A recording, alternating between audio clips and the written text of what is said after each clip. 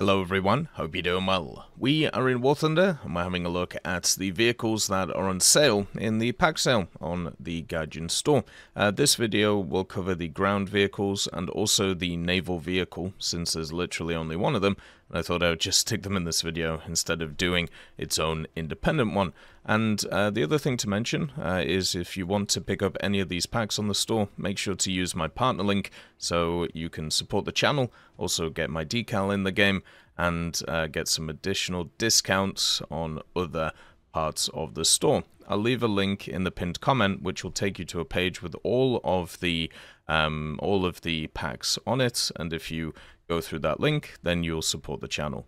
So let's get started with the M1A1 HC Clickbait. This is the top, ranking, very high tier vehicle for the Americans that you can purchase, which can research all of the tech tree by itself in a very, very high fashion. You can see here the research efficiency is from rank 1 to rank 8, which is basically exactly what you need. The vehicle has access to the 120mm M256. They recently buffed it by giving it the M829A2 round, and also it has all of the other nice factors. It has some thermals, smoke grenades, laser rangefinder, all of these wonderful things. The Clickbait itself is a fantastic vehicle. Good mobility, good gun, insanely good reload nowadays, and also pretty decent survivability in terms of being able to take one shot and then survive, which is more than you can ask for at this BR. The problem with it is it's extremely high tier, and there are options which are at rank 7, which are just better, which won't put you into the top BR matchmaking, and therefore make it a little bit easier for you, and also make it so you can still efficiently grind out the tech tree. So even though this vehicle in itself, after being buffed twice, is fantastic, it really is a great vehicle, there are just better options in terms of kind of staying alive and being able to have a bit better of a setup on the battle. If you put yourself into top tier matchmaking, what ends up happening is you face all of the craziness that is top tier, not just from a ground perspective, but from a cast perspective, where if you play something like, let's say, the M1 KVT in the same tech tree, you'll have a lot less of that, and it'll be a lot better for you, because you won't have headaches over and over and over again as you get your head smashed in. So even though this is a great pick, and I would say if you want to pick it up, you will have a great time in it, just understand that you are going to get your head smashed in over and over again, and it's probably better to play a little bit lower instead.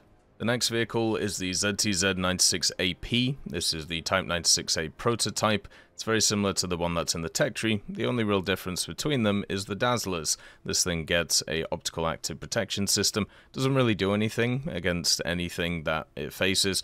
Basically, our dazzlers, and then also can screw with wire-guided stuff, but as I said, you don't really face it, so it doesn't really matter. At 10-3, you stay out of the top tier matchmaking, and you're also in a pretty powerful BR area, because for China, you actually have some other vehicles around this BR that you can run it with, and generally I would say this one's in a really nice position to research the whole of the tech tree, being at rank 7 and also not in that top tier matchmaking. It has the 125, and with China you get some pretty good rounds. This one gets the 1985-1, which is good enough to face anything. It has a pretty good targeting speed. The major issue with a vehicle like this is no reverse, so you can't go backwards once you're in the fight. It also gets the 7.1 second reload, which usually, or at least used to not be a bad issue, but nowadays, since they've buffed so many NATO MBTs, everybody's running around with like 4 or 5 second reloads. So yeah, that is definitely a limiting factor. You also have this big lower glacis, which is a pretty big weak spot, so you have to go hull down. But if you do go hull down, it is quite hard to one-shot this thing. A lot of people will shoot for the breach, and as long as they're not using mega rounds, you'll be completely fine. The mobility is okay. It's not the best in the world, but it's good enough to get you moving around. And if you want to grind through the Chinese tech tree, I actually think this one's a pretty good pick. It's a solid MBT. It's not going to do anything bad. It's just, you've got to understand it's a Chinese one, and it's before they started realizing that reversing and having transmissions that can be a bit more mobile are actually a good idea. For Israel, you have the Raam Segol. Now, this is a Merkava Mark III that's on sale, and I think it's in a terrible position, I gotta be honest. Like, when we have a look at this one, you can at least run it with these two Merkavas, so you can have a full Merkava lineup, but you don't have any support. You know, the name is quite nice, but it's much lower BR for a reason, and then also you have no AA. So you're basically looking in a vehicle like this to do a lot in one spawn, and hopefully carry games, but that's really about it, and I don't feel like it's a vehicle that is good at that. The Merkava Mark III has the 120mm, which is really good. Has a, you know, pretty standard reload on it. Gets the M322, which is a great shell as well, but it also gets top tier matchmaking because top tier is 12.0. So, you know, you just go against better machines. It has the thermals, it has the LWSLR, and it also has a funky turret, which has all of these weird angles on it, which can stop a lot of shells without really, you know, you doing anything. But it also, if people know where to shoot this thing, it's really easy to kill. The Merkava's armor kind of gets worse as it goes up in BR. The earlier Merkavas are actually really tanky, mainly because they have this like engine front and then also the rolled homogeneous armor stopping shells coming in. But as shells get more powerful, these vehicles just get penned straight through. And the Raam Segol is in a place where it just gets penned straight through it. So unless you get the first shot off, which you can do pretty effectively in this thing, you're going to get your head caved in, and that's going to suck. It's much better to go for the Merkava Mark II-D or something similar, because once again, you just have better matchmaking. The Christian 2's on sale. We already talked about the Leopard 2A4. This one's in a fantastic position. Highly recommend it, and it's really good. The actual lineup around it is really nice, with the STRV 121 and the Leopard 2A4 in the tech tree, and also a lot of light vehicles to support it, and also AAs. If you want to get into top tier Sweden, this is easily your best option, because you stay out of that top tier bracket, and also at the same time, just have a great time with one of the better, if not the best, MBTs pound for pound for BR in the game. The T29 has always been a powerful premium. This is one of those which will always do well in games, mainly because it has a really nice gun on it, and also at the same time has very good mobility for a heavy tank. The only issue is it's rank 4, when it would be really nice if it was rank 5, but unfortunately you can only research rank 5 and below with this at full efficiency. So the 105mm is surprisingly good at reloading compared to a lot of these other heavy tanks. The armor profile of this thing is pretty good. The only area that it kind of struggles is if people know exactly where to pen it, and that isn't always easy, especially since this thing's super mobile. The round that it gets access to is the T13, which pens everything that you face, apart from maybe IS-3s, and then if you penetrate, you destroy whatever you're shooting at. The M46 is also a great backup to this thing. I would say if you're looking for a mid-tier premium and you didn't want to buy like any of the G ones, this is the one to go for. You'll have a great time in it, you'll be able to do a bunch of dailies in it as well, and specials, because of the fact that it's a heavy tank. It means that you can run it with a bunch of different lineups and also do like the dailies and specials, which is something a lot of other nations just can't do. So I would honestly say this would be a nice pickup for that. Its transmission means that you can push forward and backwards very efficiently in this vehicle, so you can fire and then reverse and then reload and go again. So that longer reload compared to a lot of guns doesn't really matter too much, and since the armor's pretty tanky, you can have a really good time just kind of chilling and being there. The other thing that's kind of a hidden part that people don't realize is this vehicle has 350 cals. So if you do get damaged, or if you just feel like being a bit of an annoyance, you can use these to track a vehicle very quickly, literally within 1 or 2 seconds, so you can easily reposition around a vehicle and, you know, hit them with the 105. It works really well, and since it has a lot of crew as well, you can survive a hit or two, depending on where they shoot. The M1 KVT is also on sale.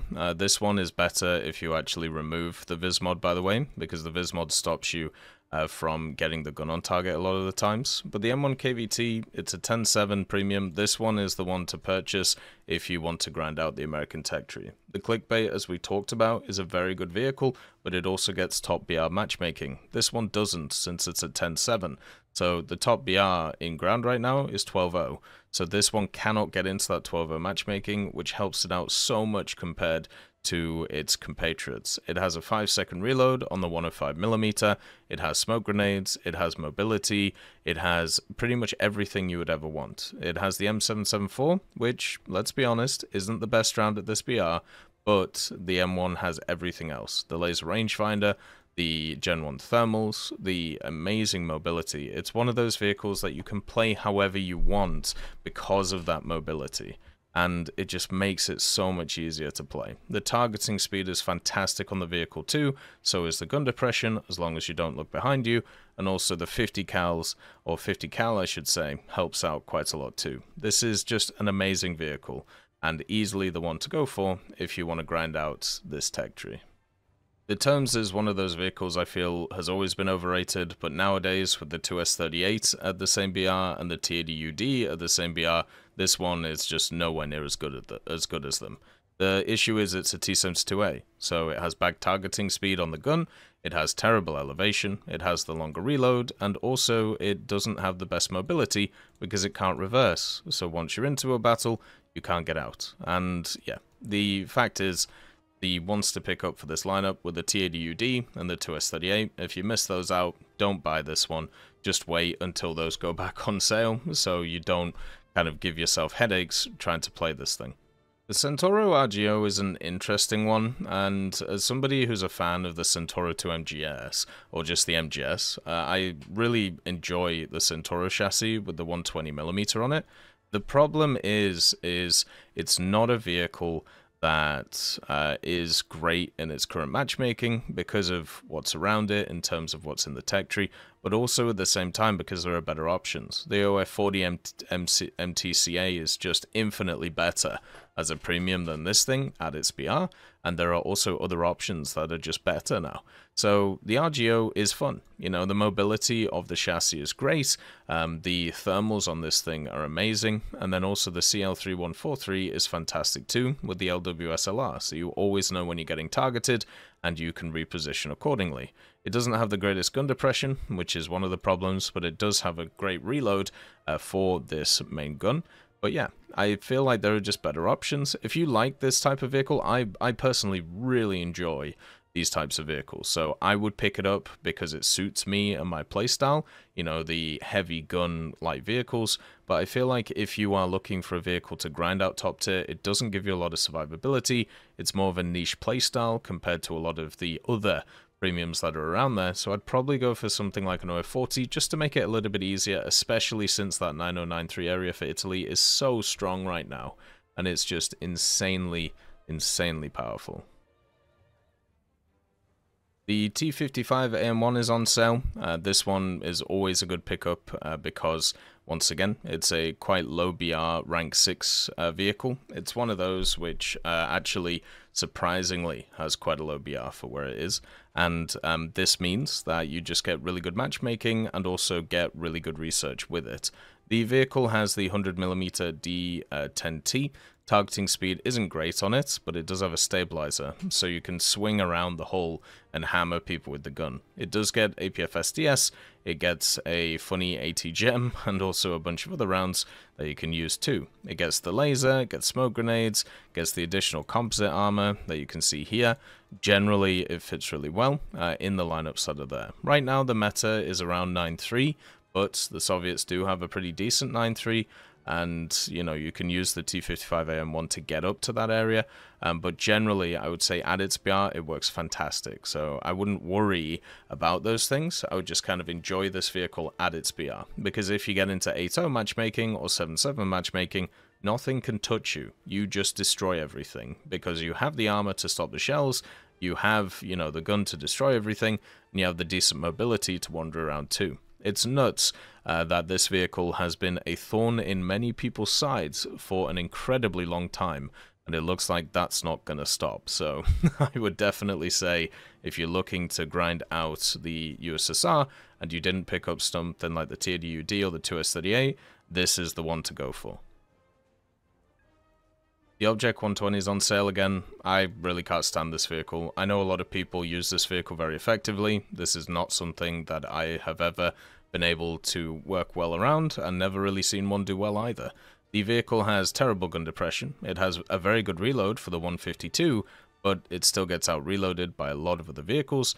It literally just has one job, which is go to a place on the battlefield and hammer somebody with the gun, and that's it. So you can't push, you can't, do anything. You just defend a corner and smash people with the gun. And that's boring. And it also means you can't really do a ton on the battlefield. The mobility is surprisingly good for a vehicle like this, but you'll only survive about 5 minutes until you get cast, or until you get artilleried, or until something else happens where you can't get the gun on target. There are much better options for the USSR than this vehicle. Yes, it has the funny APF SDS that can pen anything at this BR, and also, goes crazy, but the glass cannon way of playing War Thunder doesn't really work, especially around these BRs, because of the fact that you have so many things nowadays that can just destroy your vehicle. Just pick up the T55AM1 and basically save yourself from all the headaches. So let's go through my top 5 picks when it comes to this sale season. The first one is the Leopard 2A4 for Germany. Now you could also put in the Leopard for Sweden too, the STRV 121. Both of these are kind of the main or best MBTs that you're going to get as premiums. They do everything very well. Yes, I know that they're nerfing them in the next update. Won't make a huge difference. Basically, they're changing their depression and elevation around this area. You turn the chassis, so therefore that doesn't happen. It's quite easy to do, especially when you have a 1500 horsepower engine. This vehicle has Generation 1 thermals, which is good enough to be able to see targets behind stuff, but most of the time you don't need them in the game nowadays. Then also you have the DM23, which is good enough to go through pretty much anything at this BR, and also you have the laser rangefinder and smoke grenades and camo nets and all of the other stuff. The basic reason, though, why you pick up the Leopard 2A4 is because it is something that's familiar. It does everything well. There isn't a part of the game that it does badly. And that additional mobility plus the really good transmission on this thing means that you can get into really powerful positions quickly and use that gun very effectively. The survivability of the machine is also really good. Yes, there are rounds at these BRs which can penetrate your turret and just go straight through, but generally you will have a good time at surviving one shot and then being able to fight back and just have, a nice, quaint time in this thing. As somebody who has played pretty much all the Leopards now, in terms of the 2A4s, you can see here, if it actually works. There we go. The Leopard 2A4 here and the Leopard 2A4 here, they are both incredibly good vehicles and they'll work really, really well for you. Same with stuff like the STRV 121, which is also just a Leopard, by the way, and for some reason the filter's not working. But you get the point. Like, they will do everything well. If you haven't got a Leopard, or if you're looking to get into high-tier Germany, this really is your only option because it is so good compared to the rest. The XM1 is leaving the store, and with it, unfortunately, goes a vehicle that's been around for a long time, and also one which does, stuff very well. The XM1 itself, as a vehicle, if you have a look at it at 9.3, it has a really good lineup around it. You have the XM803, you have the MBT70 you can run with it, M60 TTS, you have the Chaparral nowadays, but also stuff like the Sergeant York, and then the Merkava, if you have that as well. You can even run the Bradley with it, if you are dangerous. So what does the XM1 give you? It gives you a 9.3 vehicle that has incredibly good mobility, a decent gun with access to the M735, which I know a lot of people, don't like because it got nerfed, but it's still a very powerful round. You get the laser rangefinder, you get pretty much everything. The only thing you don't get is smoke grenades, and that is a pain. I won't disagree with that. It's annoying that this vehicle doesn't get smoke grenades, but it does get everything else on it. So it gets the, it gets the really good gun depression, gets the, decent 105 reload. It's the bog standard one that everything gets, and the armor profile is okay, but the idea of this thing is because your mobility is so good, you have to get into positions where you shoot first, and then after that, you know, you can fight the enemy going around. So it's one of those where, since it's leaving, and since 9.3 right now is an incredibly powerful BR for so many nations, I would pick this up, because it's going to be good going forward. After the last set of BR decompression, this one's in a really good spot because you don't have to face any of those old 10.3 premiums. Nowadays, you only face the Soviet 2S38 and the TUD in a full up tier, but everything else you don't even get anywhere near. So generally, you are going to have really good matchmaking in this thing, and you're going to face so many vehicles that you'll just be able to annihilate. So I think it's actually a really good pickup. It's also ranked 6, so you can research most of the tech tree by itself. Not all of it, but most of it, and that's important. The next one is the Leopard A1A1 L44. Now, this is if you don't want to pick up the 2A4 and also prefer really, really good matchmaking. The L44 is at 9.3. You know how we just talked about the XM1 and how it gets really good matchmaking because it's 9.3? Well, so does this. This also gets really good matchmaking because it's 9.3. Basically, you have an insane lineup for German ground at 9.3. T-72, Biglet, the KPZ-70, the M48, and then also even the Leopard 1A5, the A1A1, and even the Gepard you can throw in there too, plus the C2A1 and the TAM2IP, which hopefully you picked up too, because that one is insanely busted at this BR. What the L44 does is it just gives you a standard Leopard with a standard 105 reload, but with a 120mm gun. This gives it access to DM13, which will penetrate pretty much everything you'll face, and then also Gen 1 thermals, laser rangefinder, and also smoke grenades. So good mobility, very good gun. The targeting speed is a little bit low compared to others, but everything or all of the other factors are fantastic on this Leopard. So if you don't want to pick up the 2A4, this one is the one to go for too. They're both in fantastic positions. They both work extremely well at what they do. It's just this one's lower BR and easier to play because the competition that it faces is a lot less. It's insanely powerful for what it is. The last vehicle is the Fuji, the Type 90B. Now this is just a Type 90, which they've made a premium. The Type 90 is fantastic. It's one of those MBTs which you don't rely on the armor. The armor's not great on it, but what you do is you rely on its mobility, and once again, a very, very powerful gun. One of the issues with the tech tree Type 90s is you have to research the JM33 before you are useful. Luckily with the Fuji, you get it for free. Since it's a premium. You also get the camo net on it, which is quite nice, and some thermals and an LWSLR, meaning that you know when people are targeting you. It has all of the standard stuff that a general MBT would have from the West, but it also has hydropneumatic suspension, and at the same time, it has slightly less gun depression. But with that hydropneumatic, you can actually make the gun depression better, which is great. The only other problem is the actual gun elevation isn't good, but once again, hydropneumatic. So if you learn how to use that hydropneumatic, that doesn't, become an issue.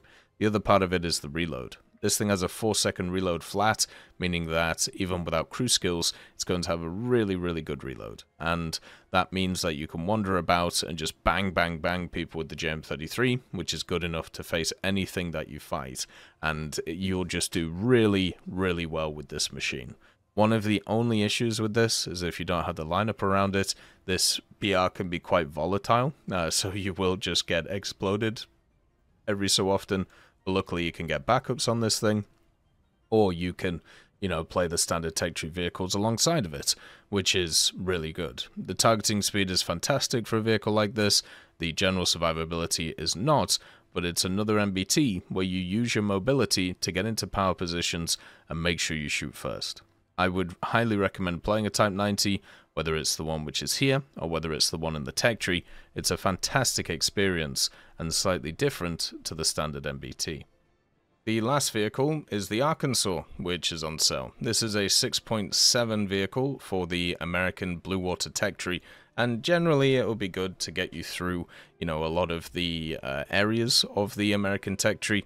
The issue with the Arkansas is if you compare it to a lot of the vehicles that will fight, basically at 7.0, it comes up very much short. It only has 12-inch guns, where people are literally running around with 15-inch guns or bigger right now. Doesn't really get better reloads on them either, so you just end up kind of getting schwacked. It also has a bunch of 5-inch cannons and 3-inch cannons for secondaries, which are nice, but generally isn't really going to do too much. But you have a nice broadside of 12 cannons. These cannons have access to an APC, which will pen everything, but not do as much damage as other nations that exist.